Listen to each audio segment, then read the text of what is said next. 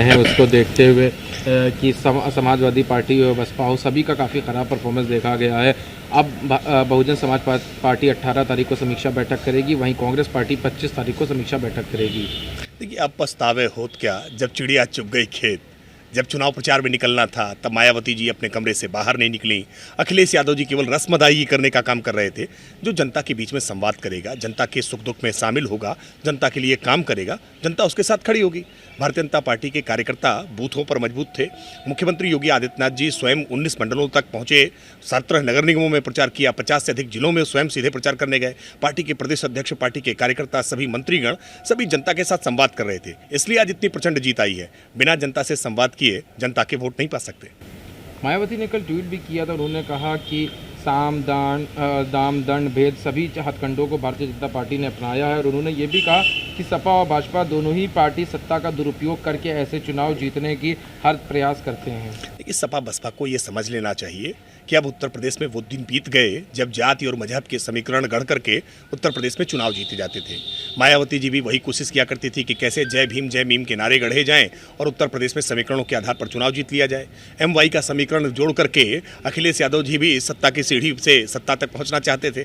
लेकिन अब ये जाति मजहब के समीकरण नहीं, आपको जनता के साथ सीधा जुड़ाव करना पड़ेगा, जनता को के सामने अपने आप को प्रूफ करना पड़ेगा, तभी जनता आपके साथ खड़ी होगी। इस बात को मायावती जी को समझना होगा।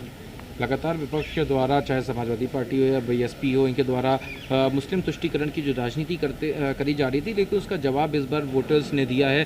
395 मुस्लिम कैंडिडेट्स को मौका दिया बीजेपी ने, जिसमें से 70 ने सीधी जीत दर्ज कराई है, और साथ में उपचुनाव विधानसभा का जो हुआ था उसमें भी मुस्लिम कैंडिडेट ने जीत हासिल कराई है। ये बहुत लंबे समय से भारतीय जनता पार्टी के संदर्भ में ये प्रोपेगेंडा पॉलिटिक्स की जाती रही है कि भाजपा सत्ता में आएगी तो मुसलमानों के साथ दोयम दर्जे का व्यवहार करेगी, जबकि सच ये है कि सबका साथ, सबका विकास, सबका विश्वास और सबका प्रयास, ये हमने केवल मंत्र नहीं दिया है बल्कि तंत्र में इसको लागू करने का काम किया है।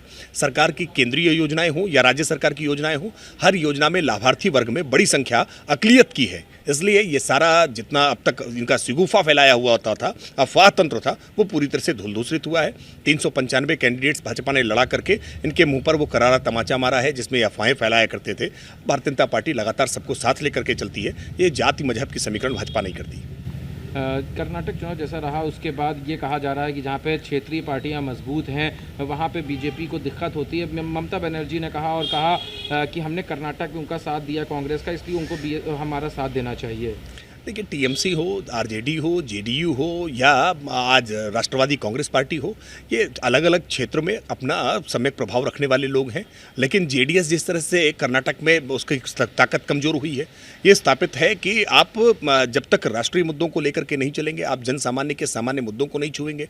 केवल कुछ मुद्दों के आधार पर आप क्षेत्रीय राजनीति तो कर सकते हैं, प्रेजेंस तो बना सकते हैं, जनता के दिल को नहीं जीत सकते हैं। जनता का दिल जीतने के लिए आपको राष्ट्रीय स्तर पर अपनी कोई व्यापक सोच रखनी पड़ेगी।